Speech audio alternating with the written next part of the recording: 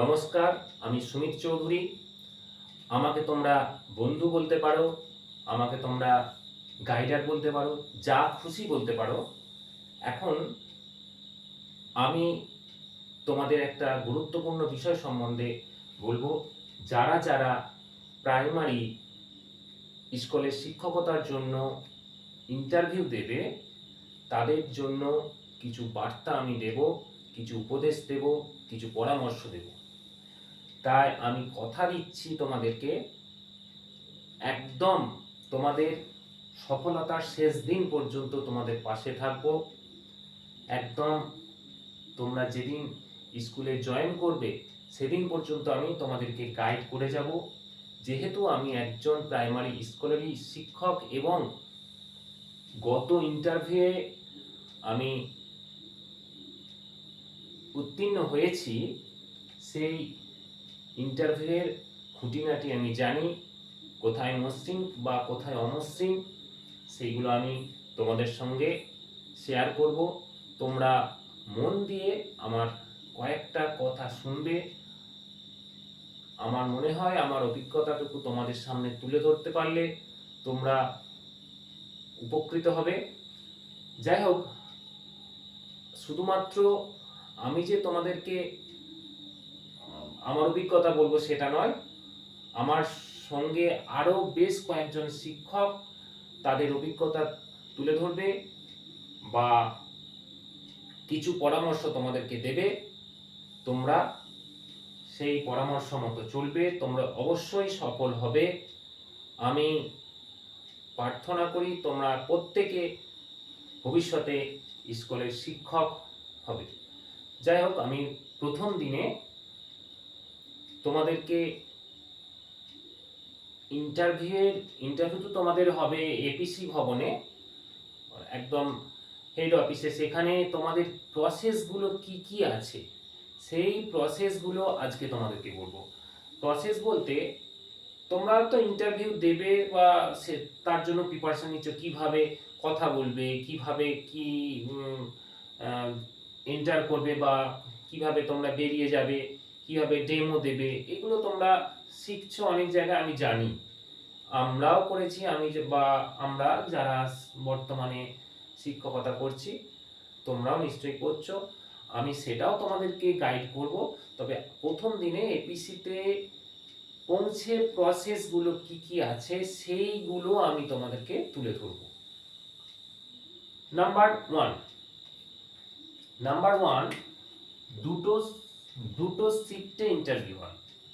দুটো শিফটে ইন্টারভিউ হয় বলতে, যেদিনে ধরো আমি বলছি 5 তারিখ, কোন একটা মাসের 5 তারিখ ইন্টারভিউ আছে, দুটো শিফট হবে। একটা সকালের দিকে হবে 10টা, 11টা, 12টা যেমন থাকতে পারে, ওরা যেমন দেবে। আর একটা হতে পারে দুপুরের দিকে, 2টো 2:30টা থেকে শুরু হবে। প্রথম কথা, 6টার থেকে ইন্টারভিউ হোক, 10টা বা 2টো, তোমরা অবশ্যই আগের দিনে পৌঁছে যাবে। আগের দিনে পৌঁছে ওখানে পাশাপাশি কোনো হোটেল বা যদি আত্মীয় বাড়ি থাকে অবশ্যই পৌঁছে যাবে। যদি দ্বিতীয় শিফটেও হয় তোমরা কিন্তু পৌঁছে যাবে, ঠিক আছে? ভুল করেও যেন ইন্টারভিউয়ের দিন ওখানে যাবে না। রাস্তায় বিভিন্ন যানজট হতে পারে বা যে কোনো সমস্যা, এখন বর্তমানে বুঝতেই পারছো, কোনো না কোনো ঘটনা ঘটে গেলেই এখন গাড়ি বন্ধ, বিভিন্ন সমস্যার মধ্যে পড়তে পারো। 2 নম্বর কথা, ওখানে পৌঁছে একদম এপিসির মেন গেট থেকে লাইন শুরু হবে, একদম লম্বা লাইন, ওখানে শুধু ক্যান্ডিডেটরা লাইন দেবে। একদম অনেকটা দূর পর্যন্ত, মোটামুটি ধরে নাও 1000 জন, আমি বলছি ধরে নাও 1000 জনকে ফার্স্ট শিফটে রেখেছে, 1000 জন লাইন দেবে। 1000 জন শিফটে ডাকা মানে ওই 1000 জনেরও বেশি ওখানে জমায়েত হবে, কিন্তু শুধুমাত্র ক্যান্ডিডেটদের অ্যালাউ হবে লাইনে, পাশাপাশি কাউকে থাকতে দেবে না। ক্যান্ডিডেটের কাছে কি কি থাকবে? ক্যান্ডিডেটের কাছে থাকবে সমস্ত রকমের অরিজিনাল এবং 2 কপি করে জেরক্স কপি। যা যা বলবে তোমাদের কল লেটারে, সেইগুলো তোমরা অবশ্যই একটা ফাইলে অরিজিনাল, একটা ফাইলে তোমরা জেরক্সগুলো রাখবে। আচ্ছা,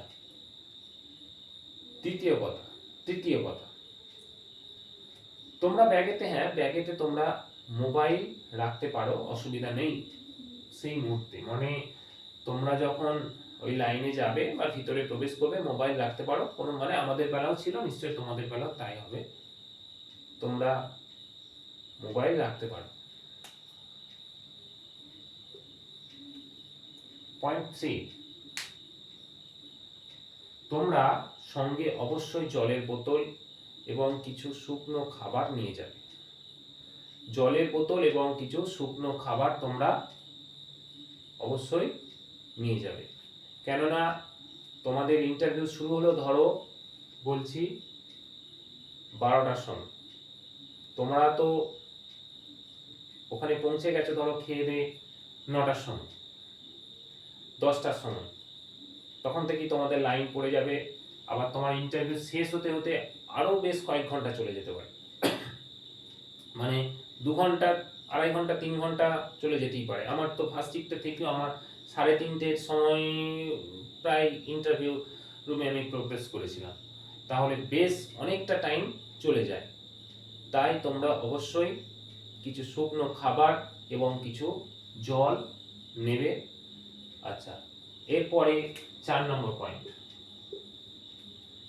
ওখানে গিয়ে ওই যে মেন গেটে দাঁড়ালে তারপরে তো ওখানে তো প্রচুর গার্ড বা পুলিশ স্টাফ থাকবে, তারা একে একে মানে মোটামুটি 10 জন করে ঢোকাবে বা 20 জন করে, ওদের ক্যাপাসিটি অনুযায়ী ঢোকাবে, এবছর যেমন থাকবে ক্যাপাসিটি সেই অনুযায়ী ওরা ঢোকাবে, ঢুকিয়ে ওরা প্রথমে একটা জায়গায় বসাবে, দ্বিতীয় তার উপরের তলায় বা 3 তলায় কি 4 তলায় যাই হোক হতে পারে, সেখানে ভেরিফিকেশন টেবিল থাকবে 1 2 3 4 5 6 করে, মোটামুটি আমাদের সময় প্রায় 30টা টেবিল হয়েছিল। 30টা টেবিলে তোমাদের 2 জন করে বা 3 জন করে ভেরিফিকেশন করার লোক আছে। নিচে থেকে বলে দেবে যে 1 নম্বর টেবিলে 2 জন চলে যাও, 2 নম্বর টেবিলে 3 জন চলে যাও, এই টেবিলে 2 জন চলে যাও, কি এই টেবিলের 1 জন চলে যাও, এইভাবে তোমাদেরকে ওখানে যেতে বলবে। ওখানে গিয়ে একটা রুমে বসাবে, পাশের একটা রুমে একজনকে ঢোকাবে, ভেরিফিকেশন হবে, ভেরিফিকেশনে তোমার সমস্ত অরিজিনাল যেমন হয় ভেরিফিকেশন সেলফ অ্যাটেস্টেড করে জমা করবে। মানে তোমাদেরকে একটা রুমে এখানে বসাবে, এই পাশের রুমে ধরো এখানে ভেরিফিকেশন হচ্ছে, বিভিন্ন টেবিল আছে, 1 নম্বর ধরো 1 number table, 2 number table, 3 number table, 4 number table, এখানে ধরো তোমার 1 নম্বর টেবিল আছে, তুমি 1 নম্বরে গেলে এখানে তোমার ভেরিফিকেশন হচ্ছে, এখানে ভেরিফিকেশন হলে তুমি আবার এই জায়গায় ফিরে এসে বসো, মানে ভেরিফিকেশন হওয়ার সঙ্গে সঙ্গে আবার ইন্টারভিউ নয়, বসাবে, বসিয়ে যদি খালি থাকে তোমাকে ইন্টারভিউর জন্য ডাকবে। ইন্টারভিউ আমাদের বেলায় হয়েছিল একদম যত সম্ভব 6 তলা ছিল, সেটা ঠিক মনে নেই আমার, 5 তলা বা 6 তলা এরকম কিছু একটা, তো আমাদের আবার তোমাদের যেখানে দেবে সেই ভেরিফিকেশন থেকে ওইখানে আবার ওদের আছে, ওরা ডেকে দেবে যে 1 নম্বর টেবিল, 2 নম্বর টেবিল, কি 10 নম্বর, 20 নম্বর, 25 নম্বর, যার যে টেবিল আছে কল লেটারে, মানে এখানে তোমার 1 নম্বর টেবিল ভেরিফিকেশন হলো, সেই ঠিক উপরে গিয়ে তোমার এখানে বিভিন্ন ঘর আছে এরকম, ধরো এখানে 1 নম্বর টেবিলের ঘর, এখানে 1 নম্বর টেবিলের ঘর, 1 নম্বর টেবিলে তুমি গিয়ে ঢুকলে এবার তোমার প্রসেস, হ্যাঁ তোমাকে যে মোবাইল নিয়ে আমি বলেছিলাম মোবাইল নিয়ে ঢুকতে পারো, তোমার ভেরিফিকেশন যখন হবে তখনই তুমি মোবাইলের সুইচটা অফ করে দেবে, মোবাইলের সুইচ কিন্তু অবশ্যই ভেরিফিকেশন হওয়ার আগে মোবাইলের সুইচটা অফ করে দেবে, ঠিক আছে। এবারে তোমার এখানে ইন্টারভিউ শুরু হবে, ইন্টারভিউ তোমার বিভিন্ন জন বিভিন্ন রকম বলছে, এই এন্টারের সময় ওখানে গার্ড আছে, গার্ড ঢুকিয়ে দিচ্ছে, ঠিক আছে। আমাদের সময় কি ছিল যে ইন্টারভিউ রুম, একটা বড় হল ঘর, সেখানে ঠিক যেমন প্যান্ডেল হয় না, বাঁশের প্যান্ডেল করা আছে, খোপ খোপ খোপ খোপ প্যান্ডেল করা আছে, সেই প্যান্ডেলের মধ্যে এক একটা টেবিল বসেছে, ঠিক আছে। অর্থাৎ এখানে আমাদের বেলায় আমার ছিল 20 নম্বর টেবিল, সেই 20 নম্বর টেবিলে 3 জন ছিলেন, 3 জন করে থাকেন, এবং ওনাদের কাছে এই যে ভেরিফিকেশন হচ্ছে, সমস্ত কিছু তথ্য ওদের কাছে গিয়ে পৌঁছে যাচ্ছে। এনাদের কাছে ল্যাপটপ আছে, এখানে যা ভেরিফিকেশন হচ্ছে সব কিন্তু ওনাদের কাছে পৌঁছে যাচ্ছে। তুমি কিন্তু কোনো রকম চালাকি বা মিথ্যা কথা বলবে না। তোমার যা আছে মানে এডুকেশন কোয়ালিফিকেশন থেকে শুরু করে তোমার যা জিনিস, কোনো কিছু মিথ্যা বলবে না, সব ধরা পড়ে যাবে।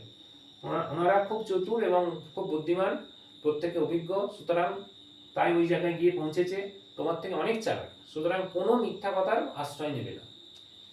আচ্ছা, এখানে যে ইন্টারভিউ রুমে প্রবেশ, এখানে কোনো আমার বেলায় কোনো দরজা ছিল না, একদম যেমন প্যান্ডেল হয়, প্যান্ডেলে আমরা ঢুকি সেরকম প্যান্ডেল আছে।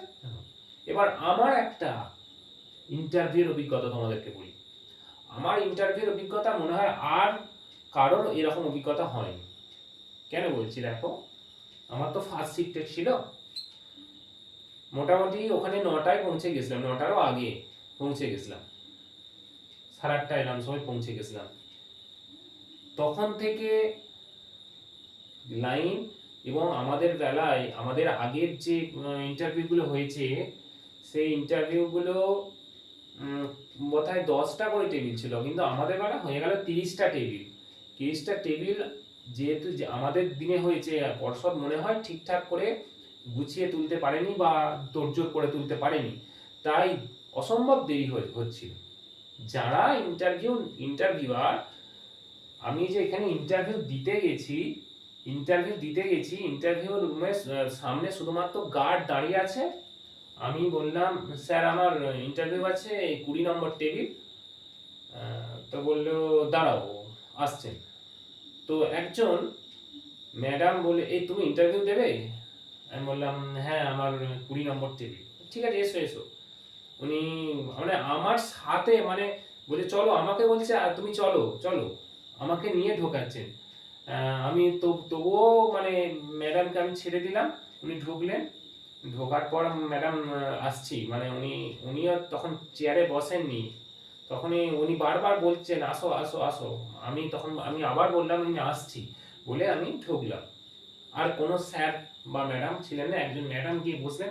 আমার পিছু পিছু পর্ষদের কোনো 2জন ঢুকলেন, এবং ম্যাডাম অসম্ভব চেঁচামেচি করছেন তাদের সাথে, কেননা দেরি হয়েছে বলে। দেরি হয়েছে, ম্যাডামদের কোনো টিফিনের ব্যবস্থা হয়নি বা কোনো ব্যাপার হয়েছে, আমি যেটা বুঝতে পারলাম। সেহেতু একটা চেঁচামেচি চলছে। কীরকম পরিস্থিতি দেখো, আমার সেই মুহূর্তে আমার মানসিক অবস্থাটা কীরকম হতে পারে। চেঁচামেচি হচ্ছে, আমার শুধু মনে হচ্ছে যে এর প্রভাব যদি আমার ইন্টারভিউর উপর পড়ে যায়। আচ্ছা, এর পরে কি হয়েছে সেটা তো আরও এক, আমি বসে আছি, উনি আমার নাম জিজ্ঞাসা করেছেন, আমার ইন্টারভিউ যথারীতি শুরু করে দিয়েছেন বলতে গেলে। আমি বুঝতে পারছি না আমি কি করবো তখন, আর কেউ চেয়ার ফাঁকা। 2জন স্যার আমার পিঠে হাত চাপড়ে দিয়ে ঘুরে চলে যাচ্ছেন, মানে ওনারা বসবেন আর কি আমার সামনে গিয়ে, যে ওনার টেবিল আছে সেখানে গিয়ে চেয়ারে আছেন, বসবেন। আমি তখন বুঝতে পারলাম না ওরাও পর্ষদের লোক নাকি। আমার একটা জিনিস আমার খুব ভুল হয়ে গেছে, মানে সেটা কি না, আমি পর্ষদের হোক বা যেই হোক, আমার উচিত ছিল উঠে দাঁড়ানো। সেই মুহূর্তে আমি মানে হতভম্ব হয়ে গেছি। আমার পিঠে হাত চাপড়াচ্ছে, মাথায় একজন পিঠে হাত চাপড়ালেন, একজন মাথায় হাত দিয়ে দিলেন আমার, দিয়ে ওরা হেসে হেসে বসে পড়লেন। যাই হোক, আমার সেটা ভুল হলেও হয়তো সেভাবে ওনারা দেখেননি, কি যাই হোক, আমি পরবর্তীকালে উত্তীর্ণ হয়েছি। কিন্তু এরকম ভুল যেন তোমাদের না হয়, বা তোমাদের যেন এই পরিস্থিতির সম্মুখীন না হতে হয়। তোমাদের পরিস্থিতি যেমন তোমরা করে যাচ্ছ, যে স্যার আমি আসবো নাকি, বা যেভাবে প্রবেশ করো তোমরা, যেভাবে আমি অবশ্যই পরে দেখিয়ে দেবো বা বলে দেবো।